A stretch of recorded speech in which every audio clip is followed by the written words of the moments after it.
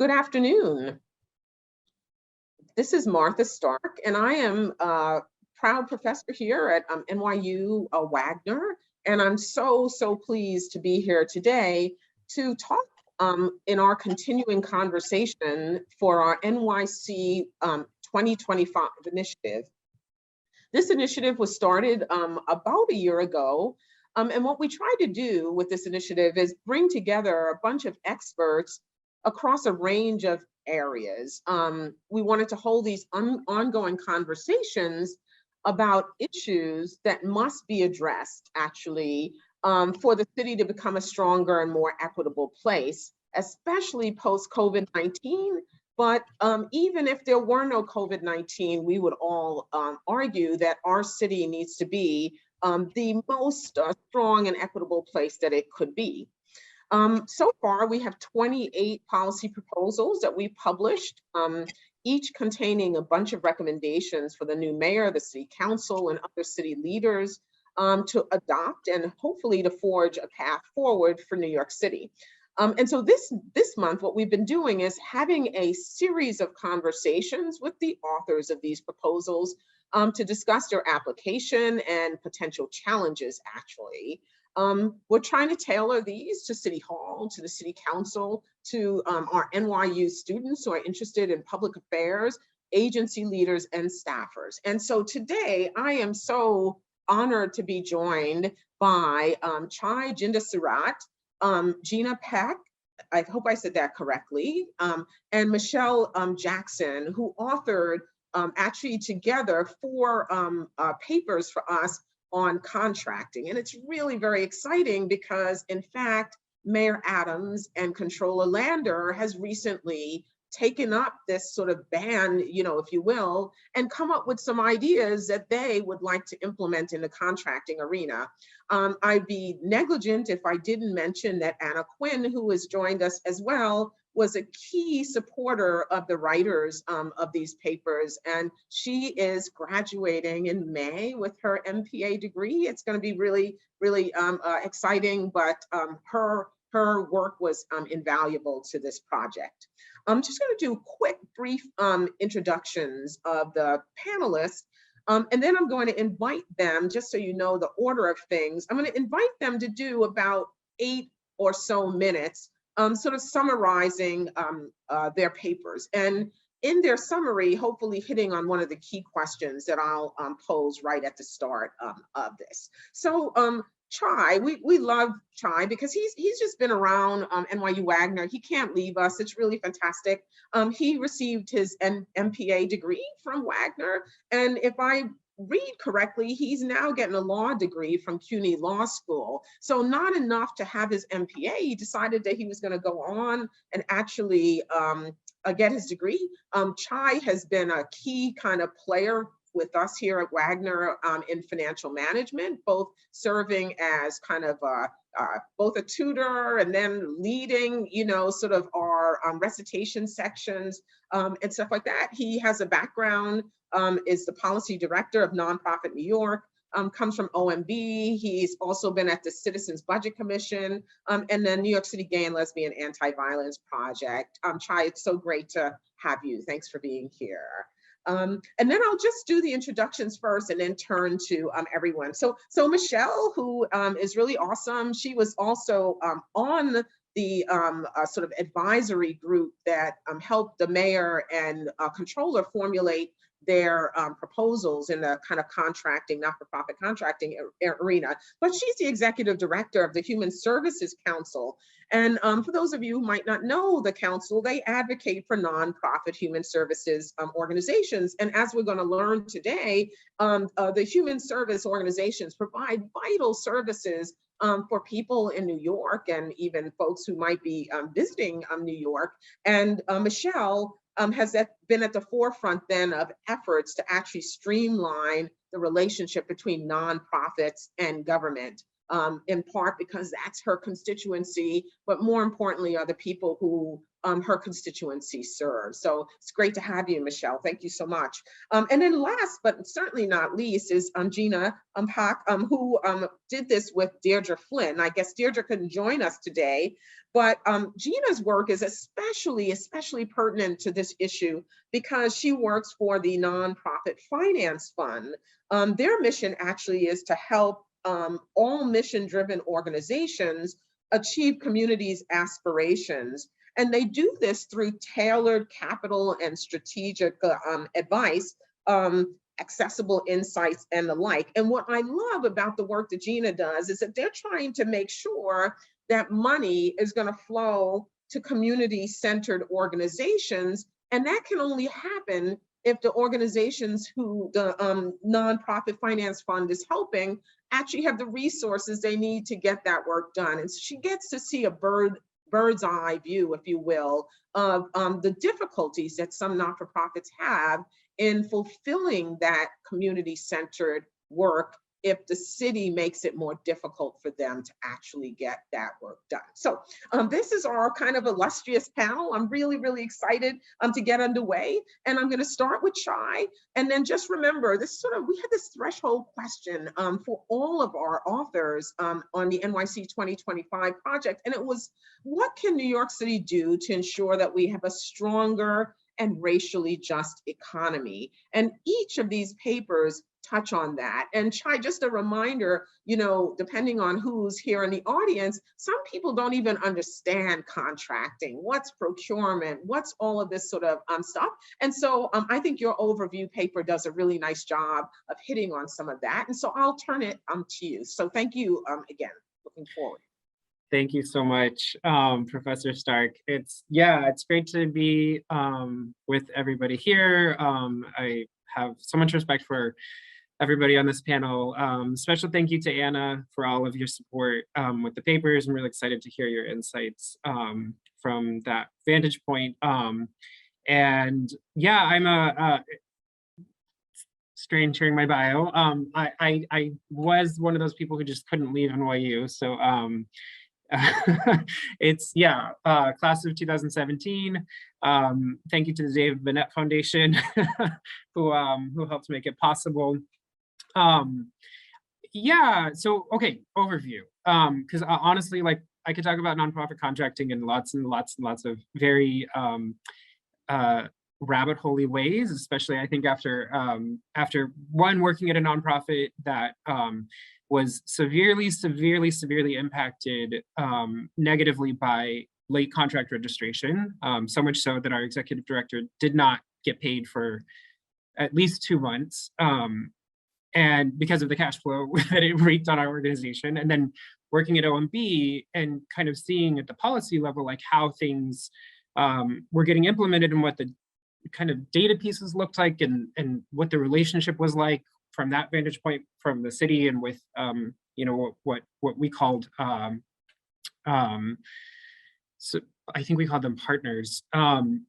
But that's for another day. So and then coming into kind of this kind of global view at Nonprofit New York, where we're looking at broad nonprofit issues, and especially getting up to speed on movements around things like the full cost funding model, which I'm sure Jina will talk about, and equity for our workers and indirect costs, which I'm sure Michelle knows very well. And shout out to your rally yesterday, like lifted my spirits so much. Really powerful rally for the human services sector hosted by HSC yesterday on just pay. It is city budget negotiations time, so and state. So when Thad and Martha approached me, I was really excited to kind of help provide some insight and support for this project. And I think when we talked about all the range of issues, we landed on, for kind of a big picture, what are the like buckets of contracting that I wanted to delve a little deeper into. It really focused on things like starting with process reform, and then also covering contract structure, and then this piece about equity. So I'm really glad that we are focusing on racial equity, there's also a huge gender equity component, I think, when it comes to contracting and when it comes to the nonprofit sector. But in terms of process, I mean, I feel like I'm gonna let Michelle cover some of the process pieces in more detail. But what we know and what we've known for a really, really long time is that the city contracts with nonprofits to do work that they know nonprofits will do better. Oftentimes, like in the language of the community, in the neighborhood of the community, in a way that's faster than the government can do, and for many, many reasons. But they really hold all the power when it comes to that relationship. And so a lot of the bureaucratic systems have led to very, very significant delays, late contract registrations that have really, really detrimental impacts on an organization's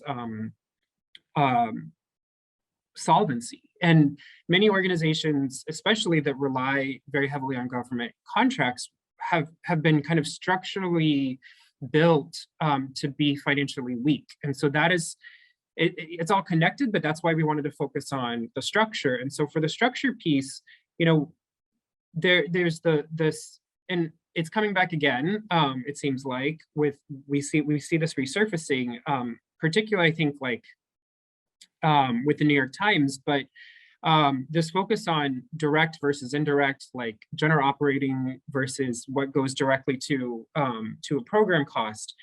And I think as probably speaking to the choir here, but you know, an organization, if we expect organizations to be ready to respond to pandemics and crises and emergencies and wars, they need to be able to be operating. And these are businesses. These are organizations that have to follow all of the rules that normal businesses do. And so that takes resources and that takes funding. But historically, there was a movement to really suppress general operating and indirect costs, which led organizations to underfund all of those things. So they had very underfunded facilities, equipment, you know, the people who were doing management and finance were doing it for like way too many programs and completely understaffed.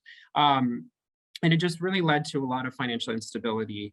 And who bears the brunt of that? It's communities, and it's also the workers. And another thing that that kind of flowing from contract structure into equity is that we also know, and we saw this from the data, we saw this from the interviews and listening sessions that we did with the sector, that a lot of government contracts were also paying poverty wages, and that is absolutely not okay, especially when, you know, the whole intent of providing these services is to address things like poverty.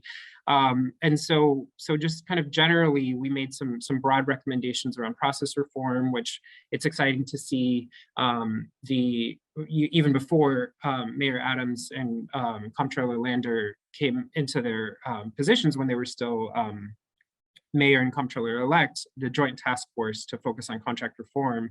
And, you know, very hopeful that maybe things will start to change around wages, because it's, you know, even comparing certain positions that are funded through a nonprofit versus the same position that's worked directly by the government, we know that there's a pay disparity there. And we know the demographics of the workforce. It's predominantly women, it's predominantly women of color. And so that's a broad overview of some of the things we started to look at with this project. Great, Chai, thank you so much. And yeah, it's really sort of interesting too, when you think about kind of the city perspective a little bit on contracting, because I think, you know, something that you said certainly resonated with me, which is that, you know, the reason the city contracts is that they think the nonprofit will do the job better. But, you know, Chai will tell you, as many of us who've worked in and around city government, the sort of idea also, I think, is that the city is always hoping to get that work done on the cheap, right? Sort of cheaper than they might provide it themselves. And there's a built-in tension, I would imagine, there with the city trying to do it on the cheap, yet it's vital services, and also want to create a fair environment that pays people kind of well to do this work. So it's really interesting. Maybe we could talk a little bit more about that sort of later, and how that balance kind of gets struck. I'm going to turn it to Michelle, and Michelle's paper was entitled "Full Funding for Human Services Contracts." And as I said, she's done so much work in this area, including the recent rally. And so I'll turn it to Michelle and look forward to her thoughts. Thank you. And thanks, Chai, for leaving me with the hard work, giving a little bit more background on procurement. After yesterday, I had my community organizer hat on, and today I have my procurement hat squarely back on. So the Human Services Council, we represent about 170 human service organizations in New York City. And we consider ourselves like the umbrella of umbrellas. There's a lot of great organizations who do, they represent homeless services or foster care agencies. And so they're really programmatic experts. They're the ones who know what kind of funding and how to design a program around specific issues. And so what we pick up are the systemic issues that cut across all of those sectors. And so for us, there's two buckets. It's the workforce, which we just did our Just Pay rally yesterday. And it's really about how do we support all human services workers to have an equitable wage. And so I'll circle back to that equity question a number of times. And then also, how are the contracts structured, and how are we making sure organizations are able to do quality services in communities? And basically, the system has really disintegrated. And I think that there's some systemic issues around that.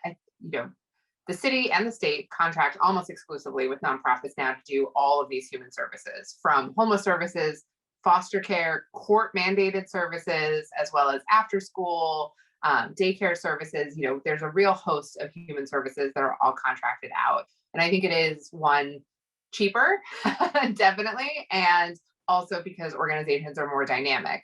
And we're cheaper because we can combine other types of state and federal contracts along with private giving and foundational dollars.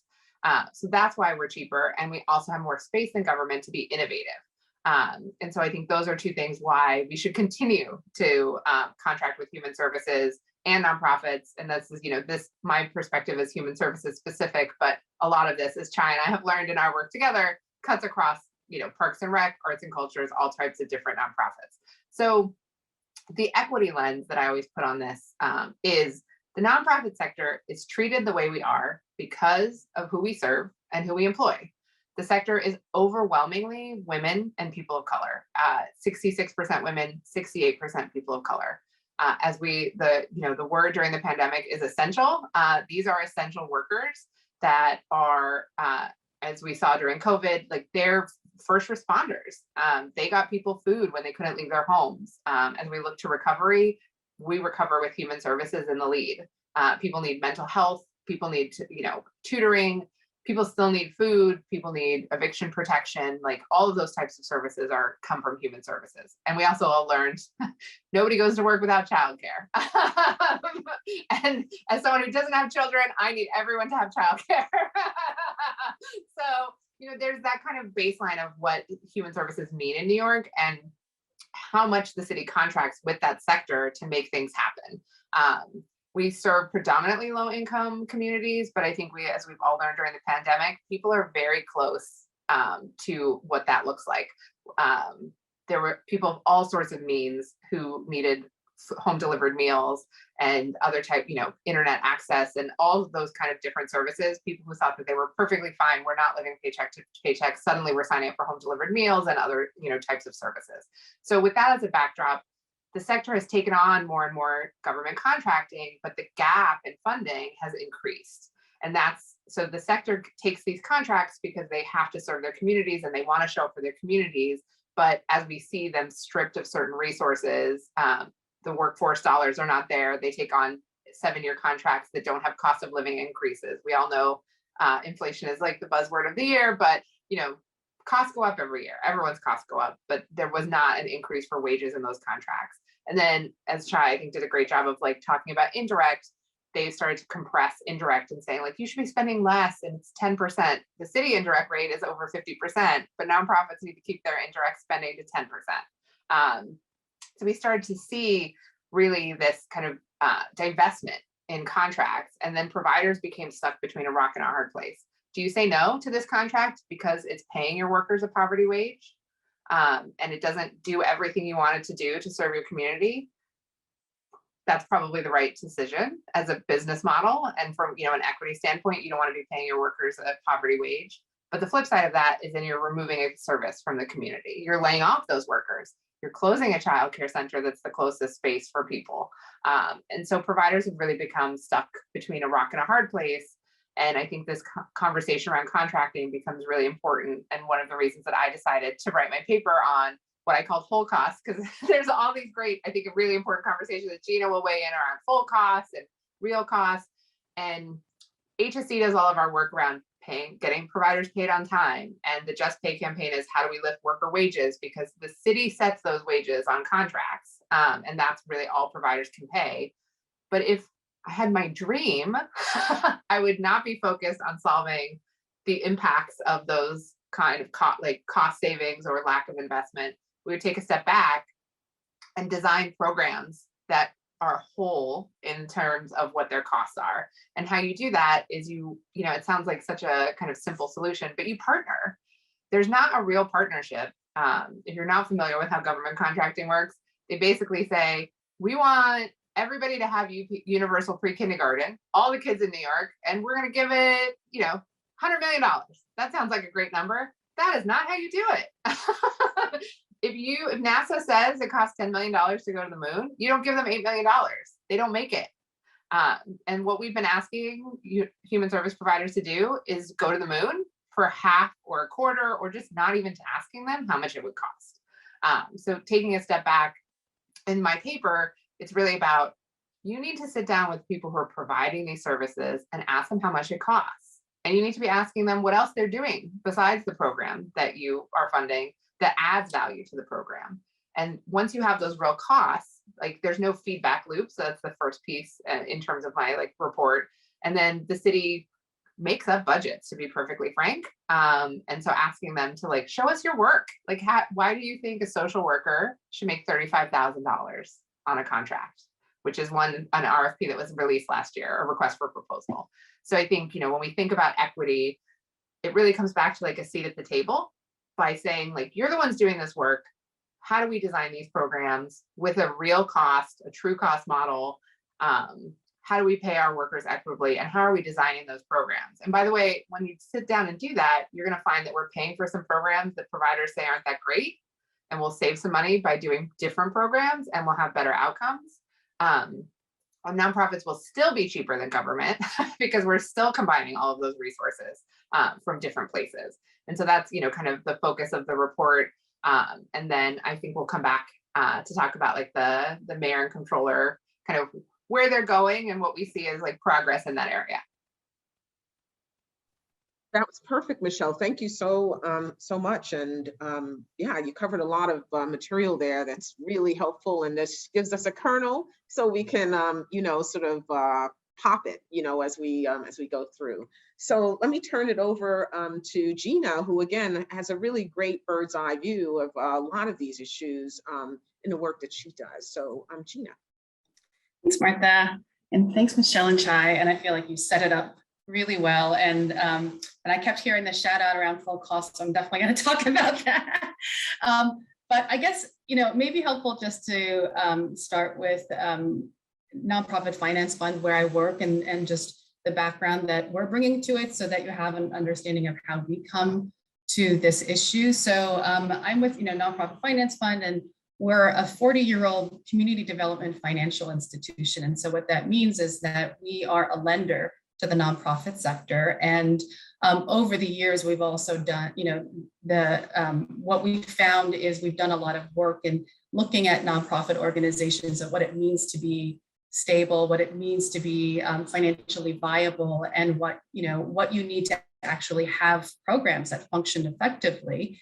So it's all this this learning and understanding that also our consulting work grew out of this, and as a result, over decades, we've worked with a lot of organizations on the ground, not just on, what do you need for financing, but then how can we help you manage your financial resources and help you make financial decisions, whether you are a small grassroots organization or a very, very large human service organization, you know, with multiple arms and multiple locations and a lot of complexity and government funding and all of that. So we've really seen the gamut of the nonprofit sector. And one of the things that we've come to over the decades is the importance of paying full cost to nonprofit organizations in order to have good programs that serve our communities well. So, you know, and we've seen examples of organizations where they are not able to, because they're not getting funding that is covering the cost of the services provided, that essentially those quality, and you know, some of these programs are excellent quality, you know, really like top of their game kinds of programs, and they're not able to sustain that either in the quality or even as an organization not able to sustain those programs because of the funding source. So, you know, and we know that government actually is the biggest funder of the nonprofit sector, whether that's like the federal, at the state level, or the city level.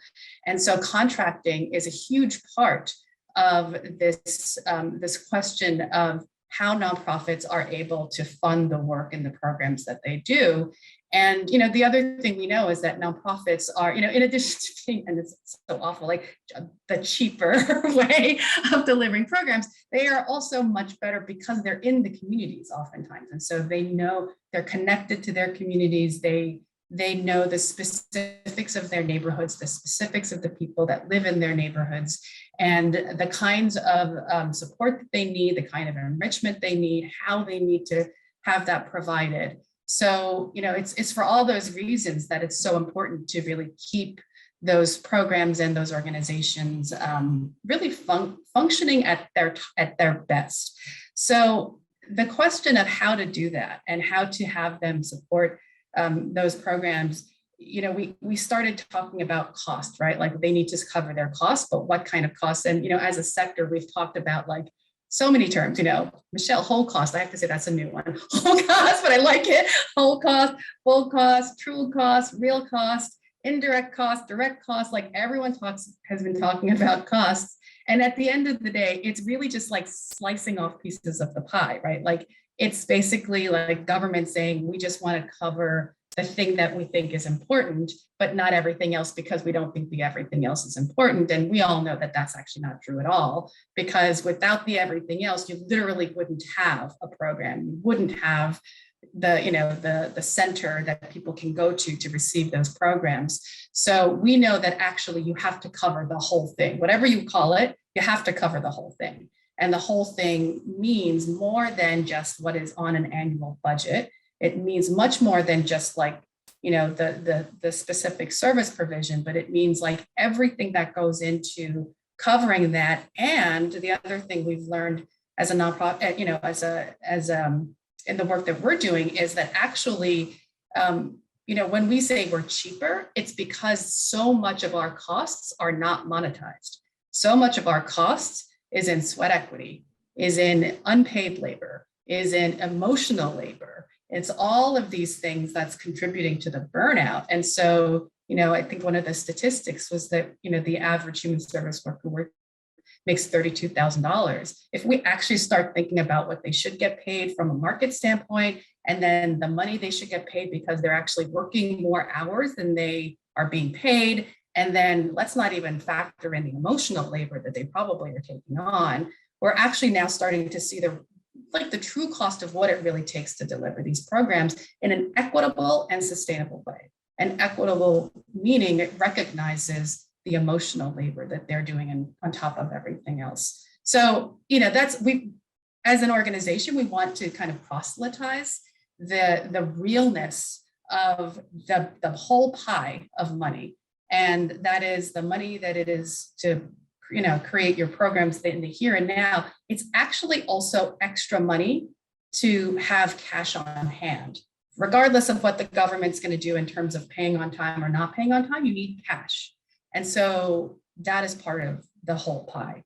And then having reserves, having like a cash cushion so that, you know, oh, COVID happens and you have to pay for all this equipment. Well, you need some place to draw that money from. So you need a cushion to just kind of weather the disruptions and the storms of just every day. And then you also actually need money to innovate. You need money because the world keeps changing. And you, as an organization supporting communities, we have to change with our communities. And that means we need to invest in our systems, we need to invest in our technology, we need to invest in our people through training. These are all real costs. And so we want to just make sure all of that's included. And so in the paper that Deirdre and I had written, we wanted to infuse that concept of covering those whole costs by essentially saying that, you know, we understand that that's kind of a big ask of government, because in the sense, because government is so used to paying for so little. And we know that getting from where they are now to where we would like them to be, there's a lot of steps in there. And it might be a little bit of a, it's a challenge for them to think that far out, right? But from our perspective, that's what they should be doing. That's what they need to be doing. But if we, knowing the constraints of government, knowing that, you know, there's only so much money that perhaps they have to work with, Michelle and Chai, and, you know, you all know this, like through the work of Michelle through the task force and all of that, like there are a lot of things that can be done to make this all work better, even if you don't raise more money in government, even if you don't put more money into this, which, you know, we all say we should, but even if you don't, there are ways that we can make this work better, that you can cover more of those whole or full costs by just reducing the burdens of administration, by, you know, making sure that the cash flows to organizations well, so that they're not actually using their time trying to do all these cash workarounds, which people do all the time. They spend all of their energy figuring out how to make payroll instead of figuring out how to deliver programs better. That's not a good use of anybody's time. And, you know, making contracts more flexible, so that right now contracts, like certain contracts and many contracts, are very, very, very constrictive in how you can use the money, when you can use the money, how much you pay people. And it really is those restrictions are also, it translates into administrative burden, which again means it's time spent. That's money that you're paying someone to spend their time to follow the nickels and the dimes and dot all those I's in a way that really is not necessary and ultimately doesn't serve the community or the public dollar. It really doesn't serve any good function. So, you know, our recommendations really circled around creating more flexibility in the funding, putting more trust in the nonprofits, essentially, to know their business, to know their communities the best, and to really know what they need to deliver that service the best, and reducing the administrative burden around a lot of the contracting, because that really is a huge source of inefficiency that, again, just does not benefit anybody. And I, would argue that it creates so much more harm than the small amount of good of, of that oversight function that I think is, ultimately what they're trying to get at, but I don't think they're doing it through those mechanisms. So I will stop there.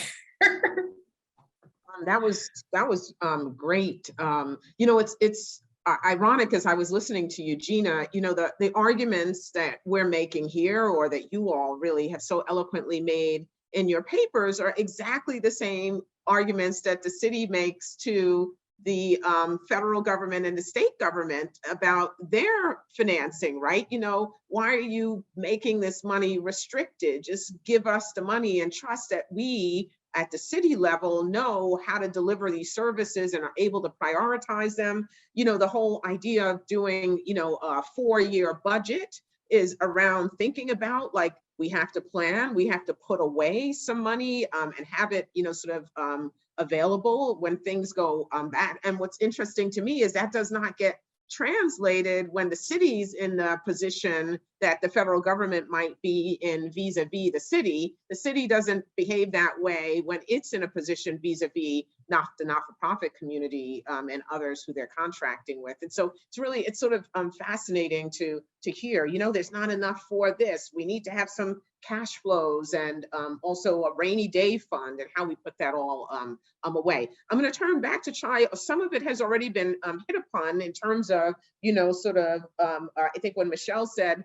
we feel like we get treated this way because of who we serve and who we employ. I want you to flesh that out a little bit more for us, maybe in 3 or 4 minutes, but I was really neglectful to not acknowledge that my colleague Thad Calabrese is also here with us on the panel. And Thad, as well as another colleague of ours, Travis St. Clair, has written a little bit about the not-for-profit sort of community and from a budgeting perspective, because we are all kind of budget geeks here. And so we actually do talk about indirect costs, and we teach in financial management how important it is for, you know, even though you're operating a not-for-profit, you should operate at a profit with money that you put away. And so in any event, Thad is here, and it's great to have him. So Chai, I'll turn it to you, and then we'll turn to Anna, ask 1 or 2 kind of questions, and then see if we're getting any questions from the folks who are tuned in to us. So Chai. Thank you, Professor Stark. And yes, shout out to Professor Calabrese. I think many of us, at least as students, like, you know, I didn't have a budget background before coming to NYU, but I'd worked in a nonprofit. I knew we never had a reserve, but it was something we were always trying to maybe, I think we had a slight reserve for maybe 1 month. But anyway, that's a digression. And also Professor Stark, I think, is being a bit humble in her firsthand knowledge of the city, as well as a former commissioner and tax expert. Yeah. Just lifting you up as well. When we focused on equity, we were looking at a few things. And you know, Anna and I, we did interviews with organizations that were either federations of or kind of historically founded by and led by Black, Indigenous, and other people of color communities, and smaller organizations that were reliant on not the kind of big pots of city funding, but the discretionary funding. And I think I'm probably explaining something that everybody here knows, but just to clarify, what we mean by that is that in the city budget, there's the mayoral agency budget, and there's the big, you know, there's the baseline funds, and then there's discretionary funding that each council member has. There's also part of that part of the budget that goes to council members to support either things in their district or initiatives that they support on the city level. It also goes to some other offices across the city, like the borough presidents. And in terms of equity, you know, I think we started with wages, which we've talked a lot about already today. And so our main recommendation was that the city puts out research on poverty. The city puts out research on what it costs to live in the city, and they have a different threshold than the federal government, because we know that there are very major factors that drive cost of living in New York City that are very unique to New York City that should be taken into account. And so even though the city has what they call their poverty threshold and also their near poverty threshold, they are funding many nonprofit salaries through these contracts below that. So they have the data, they can fix the problem. That's basically our recommendation. And we're also excited that the Racial Justice Commission of the city also really focused on this, and they put forth this recommendation around the city doing a true cost of living analysis. I think the other things when it comes to the contracting piece and structure is when smaller organizations who might be very hyper local, and maybe it's like a Tibetan language organization in Elmhurst that is made like 3 people, they do a ton of services for a very specific population, but they're not big enough to have the administrative capacity, and they might not even want to. to go for the multi-year big mayoral agency grants that take a lot of certification and it takes actually a lot of work and capacity to get into those. So they will often rely on their city council member, a relationship with their city council member who grants them a discretionary grant. But when that happens, those come in even later. And they often have to be like spent down in a very short period of time. And so the kind of structural issues and delays are exacerbated for culturally specific and often people of color led small organizations.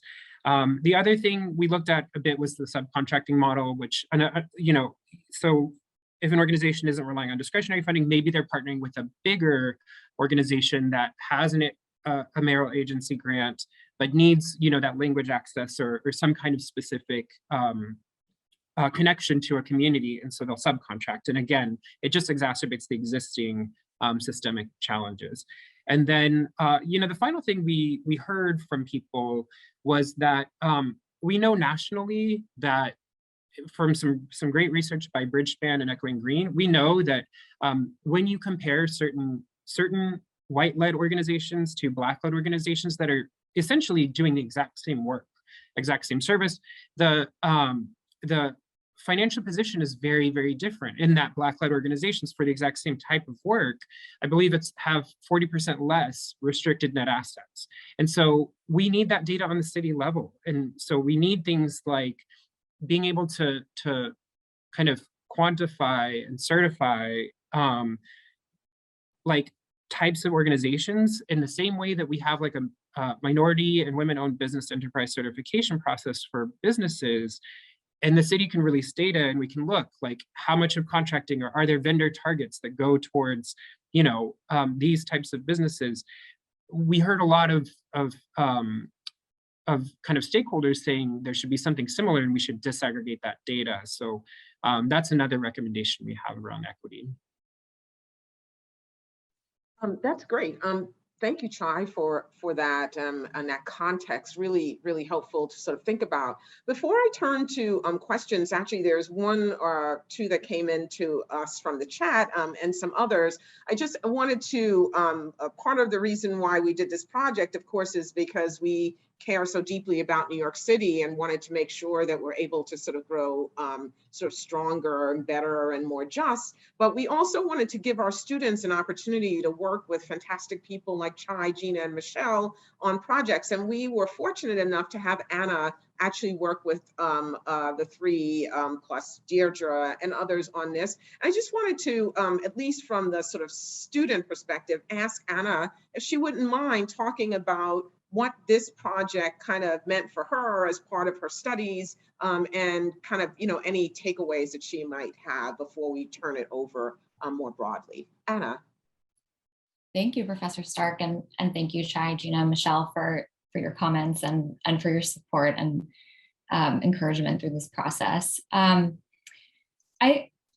answering your question, Professor, I think I might bring it back around to why this opportunity was so exciting for me, and that is really what I see as possible if New York City were to have a nonprofit sector that is fully and fairly funded for the work that they are contracted to do, where they're funded like we want them to succeed in their work, like they are trusted partners of the city, and where there is kind of that opportunity to get above the waterline to like redirect some of the business intelligence capacity that's currently tied up in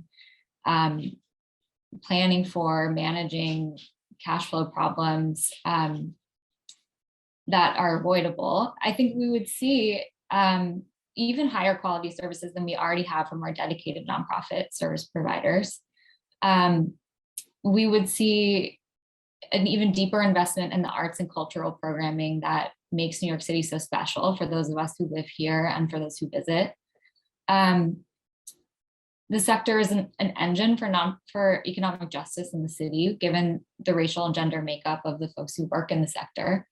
And then there's this kind of like intangible strategic gain that comes from getting to as I said, bring your head above the waterline and really imagine and think about creatively what programming, what organizational infrastructure is truly needed to be able to weather shocks that we know come, and to be able to creatively plan for a future in which New York City does have an equitable and full recovery from the pandemic. So I think, just to kind of wrap that up, the possibility, I think, is what really excited me about getting to contribute to this work. And I think the chance to bridge the academic work that folks like Professor Calabrese have done with the experiences and hard-won lived knowledge of service providers and advocates for the nonprofit sector, and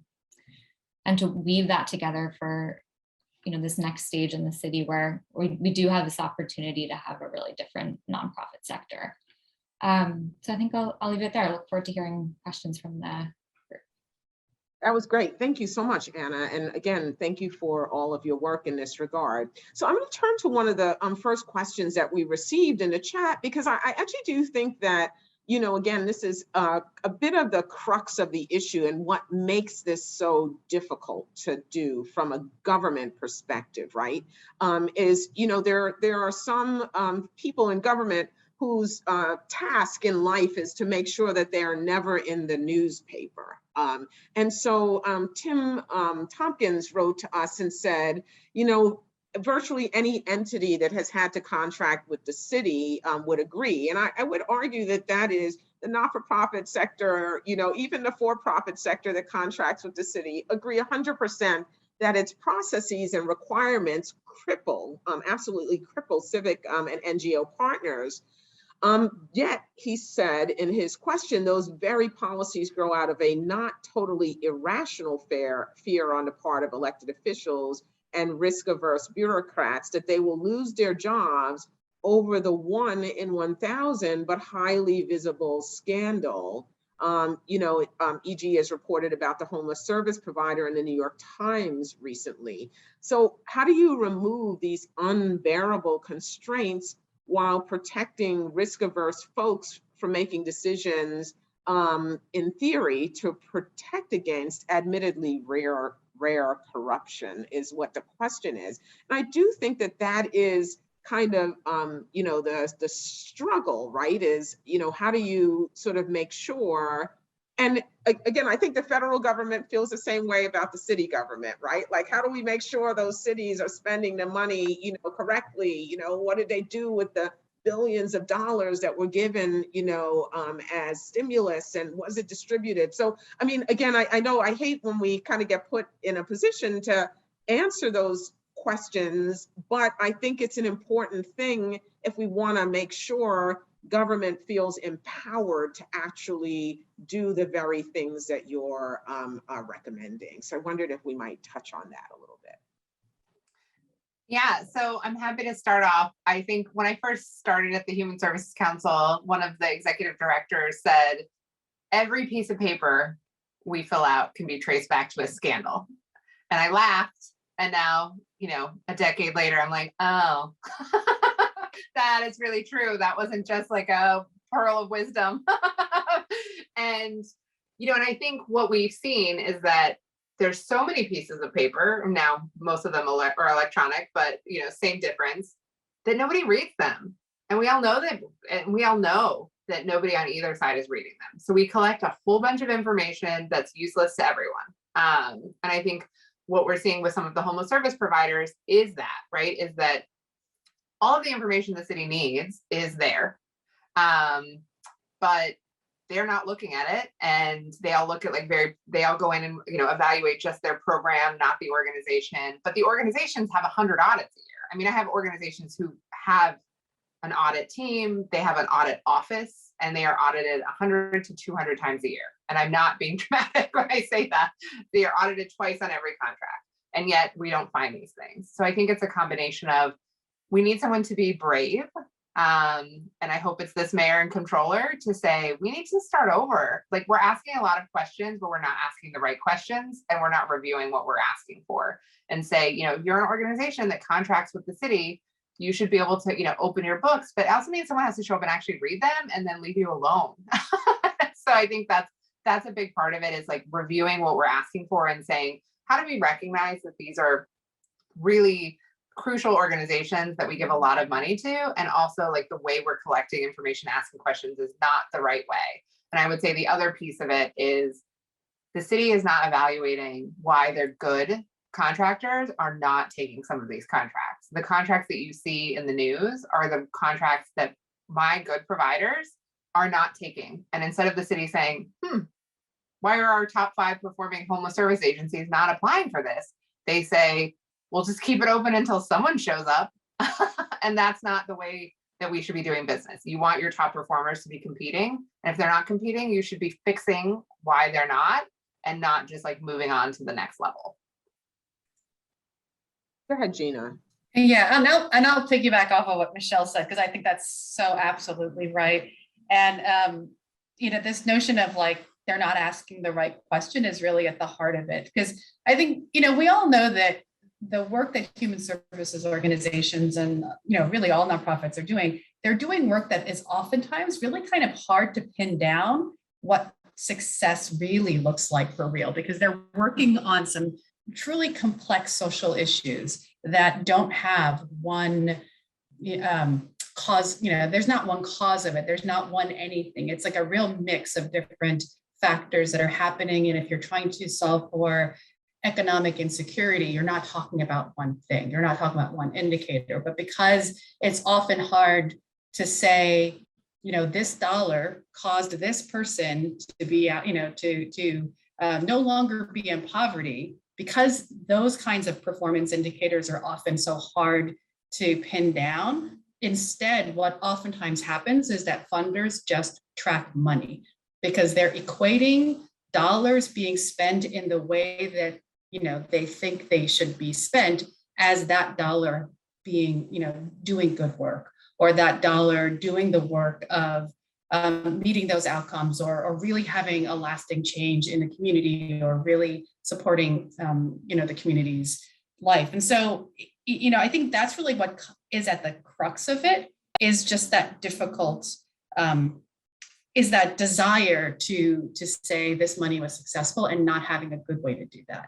I don't think it's an easy solution, because at the end of the day, these are complex issues. There is no one indicator, and people have looked, people have asked this question, people have tried different things, but I do still think we need to keep working at it. We need to keep asking the right question, even if the answer is hard.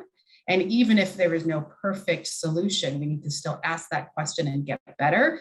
And so I think oftentimes, you know, we're looking for different new forms of contracting as a way to get closer to what we're trying to achieve. And so, like, I know performance-based contract was something that, you know, was really explored for deeply during the Bloomberg administration, and, you know, maybe less in this administration, in the last administration, but, you know, and to be honest, I'm not sure where that is at, but I do know that those kinds of contracts at least ask the right questions or are moving in that direction. It also, these are contracts that actually allow for surpluses. It allows for building financial strength. That might actually be an uncomfortable concept for government, right? That might be something that they are not comfortable with. And that's really also at the crux of it. But again, I just think that we do need some brave souls to at least make sure that we're asking the right question and acknowledging the things that we actually have tried in the past. We have data on how that's working. There are different governments that are using these tools. So, you know, maybe there is something to moving in that direction again. Yeah, all, you know, points kind of well taken, you know, and I think that this sort of notion of that was mentioned before, I can't remember if it was you, Jina, or Michelle, you know, it's harder to focus in on accountability and performance when you're spending all your energy just filling out papers that no one's looking at, right? I mean, so it's sort of this interesting sort of thing that maybe we could all focus our energies a little bit better on delivering the best programs with the best results if we weren't spending so much time trying to find money to sort of pay our people well and monitoring the monitor of the monitor. You know, it just becomes this really very, very terrible sort of situation. We basically have a minute, you know, left, and Lori, who's also been really great in setting these up for us and all that stuff, is our timekeeper, and she just sent us a note saying that we're kind of running out of time. I didn't want to leave though without noting, you know, again, all of the important work that you all have done has led to, and we haven't yet decided if it's, are these brave souls or are these just convenient at this moment opportunities? But, you know, the mayor and the controller did put out, you know, a report with many recommendations that Michelle participated in, 5 that were noteworthy, and we sent a copy of it in the chat for those of you who might be able to sort of pull that. The 5 areas are accountability and transparency, you know, streamlining and modernizing, fairness and equality, thinking about leadership and management, and also capacity building. And again, I think one of the things that you should know is our advisory board is consisting of several like incredible people, but one person who I worked for many, many years ago was Ruth Messenger, who served as Manhattan Borough President and City Council. And she, at every single one of our advisory board meetings, was so excited about the work that you all did.